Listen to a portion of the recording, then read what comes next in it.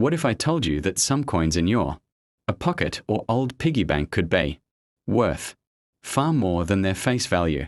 Today, we'll explore the secrets of three fascinating coins: the Bicentennial, quarter from 1776 to 1976, the 1992 p, Lincoln cent, and the 1957 wheat penny. Get ready, because by the end of this video, you'll know exactly what to look for, the hidden varieties that make them valuable, and how much collectors are willing to pay. The year 1976 marked the United States Bicentennial, the 200th anniversary of the Declaration of Independence. The U.S. Mint decided to honor this event by redesigning the reverse of the quarter, half dollar, and dollar coins. The dollar chosen for this celebration was the Eisenhower Dollar, first minted in 1971 to honor President Dwight D. Eisenhower and the Apollo 11 moon landing.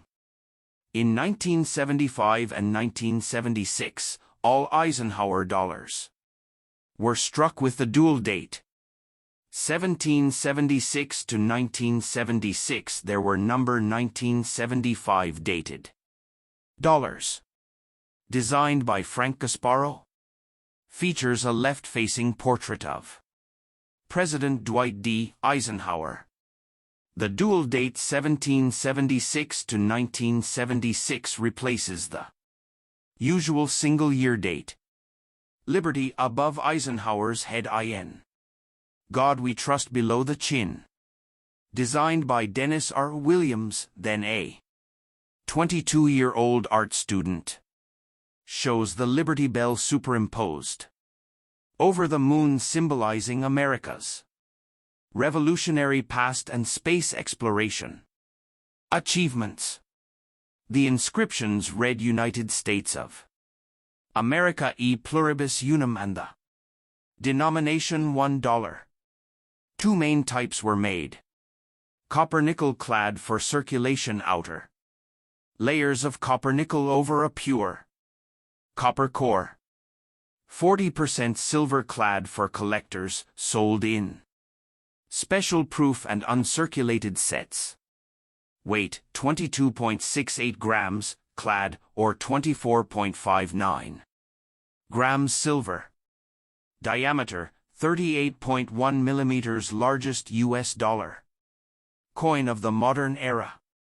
Coins were minted at 3 locations. P. Philadelphia, no mint mark on clad coins. D. Denver, mint mark a D on the obverse. S. San Francisco, proof and silver issues with mint mark S. Mintage numbers: Philadelphia, over 113 million clad coins. Denver, over 82 million clad coins. San Francisco, proof silver, about 4 million. Uncirculated silver, about 5 million. Clad proofs, about 4 million. There are 2 major reverse types for the Bicentennial dollar. Type 1 1975 strikes thick, blocky lettering in United States of America and $1. Type 2 1976 strikes thinner, sharper lettering for a cleaner look. Collectors pay more for Type 1 in higher grades, especially in proof silver versions. Some known error varieties include off-center strikes where part of the design is missing, double dies on the obverse or reverse, clipped planchets, small bite-like missing metal. Wrong planchet errors are very rare, such as being struck on quarter or foreign coin blanks. High-grade errors can fetch hundreds or even thousands of dollars depending on rarity. Circulating clad coins. Common in circulated condition, usually $1 to $3. Uncirculated MS 65 examples, $10 to $20. Silver uncirculated. Around $12 to $18 for common uncirculated. Proof silver coins, $15 to $25. Top grade proof 70 or rare errors. Can bring $100 to $500 or more at auction. Always check the mint mark and reverse. Type. Store coins in protective holders to avoid scratches. Silver versions are more valuable and will have a different edge color white silver instead of copper red. For investment, focus on certified high-grade examples from PCGS or NGC. This 1776 to 1976 Eisenhower dollar is more than just a coin, it's a piece of American history in your hand. From honoring a great president to marking 200 years of freedom, this dollar represents both the nation's heritage and its achievements. Whether you collect for fun or for value, the Bicentennial dollar is a must-have in any U.S. coin collection. Closing shot: several Bicentennial dollars in silver and clad versions with slow fade out to title screen $quarter, 1992 p. The Washington Quarter Series began in 1932 to honor the 200th birthday of George Washington. Originally intended as a one-year commemorative coin, it became the permanent design for the quarter. By 1992, the series had been in continuous production for 60 years. 1992 was just before the 1999 launch of the State Quarters program, which would change the reverse design completely. The 1992 quarters kept the classic heraldic eagle reverse, which had been used since 1932 except during the bicentennial years 1975 to 76. Designed by John Flanagan. Features the left-facing portrait of George Washington. Inscriptions. Liberty above Washington's head. In God we trust to the left. The year 1992 at the bottom. The mint mark P. Philadelphia Mint is located to the right of Washington's ponytail, just above the date. Also designed by John Flanagan. Shows a bald eagle with outstretched wings, perched on a bundle of arrows, surrounded by olive branches. Inscriptions. United States of America at the top. E pluribus unum below the eagle. Quarter dollar at the bottom. Composition: copper nickel clad 91.67%. Copper 8.33% nickel. Weight 5.67 grams. Diameter 24.3 millimeters. Edge reeded grooved. The 1992 P quarter was struck at the Philadelphia Mint. Mintage approximately 389,777,107. Coins, making it common in circulation. Because of the huge mintage, most 1992 P quarters in circulated condition are worth only face value. However, uncirculated or error coins can be much more valuable. In circulated grades, worth 25 cents. In mint state, MS 65, worth $8 to $12. In high grades, MS 67 and MS 68, worth $100 to $1,500 plus, due to rarity in pristine condition. The 1992 S-Proof Quarter San Francisco Mint was made for collectors, in both clad and 90% silver. These proofs are not 1992 P coins but are often confused by beginners. Philadelphia Mint coins were not made in silver, only in copper nickel. Some valuable 1992 p-quarter errors include double die obverse DDO doubling, visible on Liberty or the date, double die reverse DDR doubling on United States of America or eagle, feathers, off-center strikes part of the design, missing, value depends on how far, off-center, clipped planchet's small curved section, missing from the edge, broad strike errors struck without the collar, making the coin wider and flatter. Wrong planchet errors extremely rare, such as being struck on a dime or foreign coin blank. High-grade or dramatic errors can sell from $50 to several $100s. An MS-68 1992 p-quarter sold for over $1,600 at heritage auctions. Error examples in mint condition have brought $300 to $800 depending on rarity. Always check mint marks P4.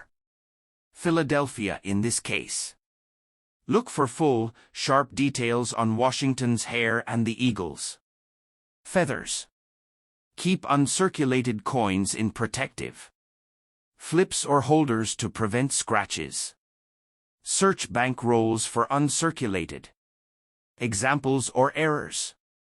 The 1992 P Washington quarter might be common, but in top condition or with rare errors, it can be worth far more than 25 cents.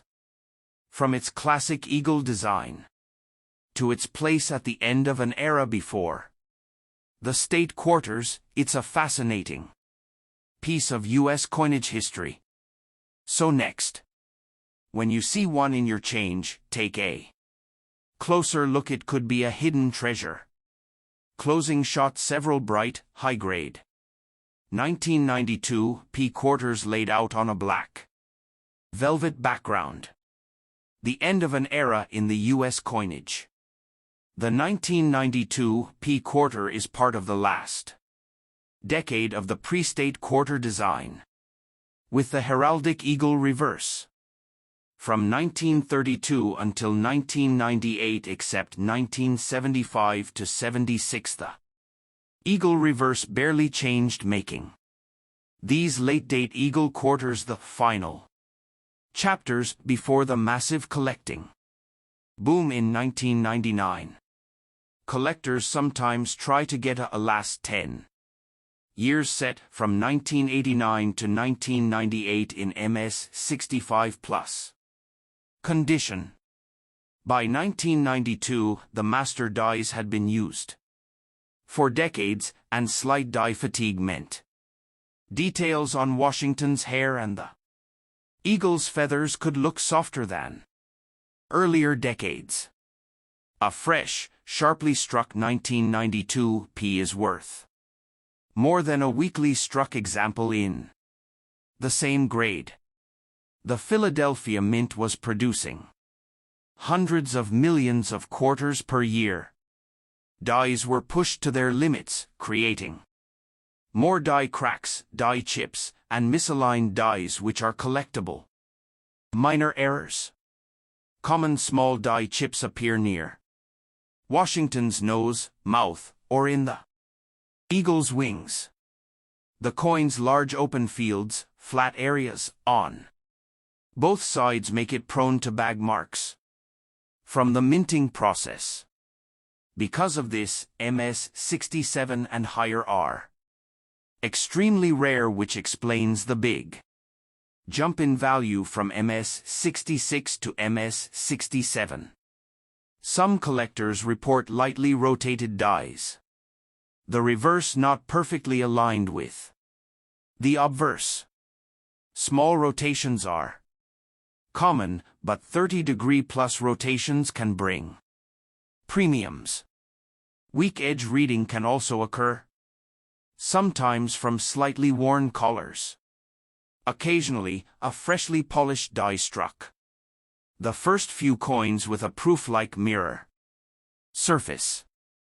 These PL or deep proof-like business strikes are very scarce and can fetch $50 to $200 plus in high grade. Even though the 1992 P is common, many registry set collectors people competing for the highest graded set at PCGS/NGC will pay big premiums for the single highest graded coin available. Next, 1 cent 1957. The Lincoln cent series began in 1909 to mark the 100th anniversary of President Abraham Lincoln's birth. Designed by Victor David Brenner, it was the first U.S. coin to feature a real person's portrait.